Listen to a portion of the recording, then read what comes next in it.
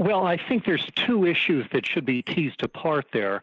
One is how radical or moderate the changes that we make, inviting people to ask the root questions, not how do you tweak grading, for example, to include fashionable new variations like standards-based grading, but instead ask the question, why are we giving grades at all, given what the research finds is the effective grades, and so on for other issues as well, homework or the way the classroom is arranged.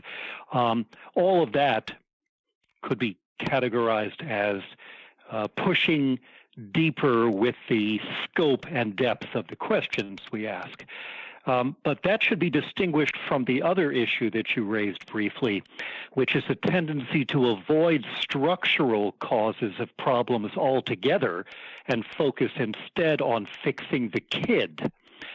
So, for example, when we talk about making kids more persistent, giving them more self-discipline, making them acquire a growth mindset, here we're not even asking moderate level questions about the system.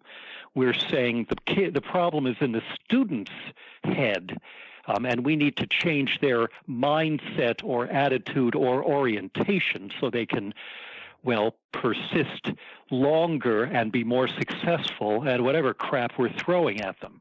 And that's not just a matter of turning up the dial with respect to the radicalism of the fixes that we provide, but shifting our gaze from student to structure. And the way to bring educators in on that is to say exactly that. Invite them to share their experiences once they have this schema, this sort of mental model that may help them to understand what they've been experiencing and doing in a new way.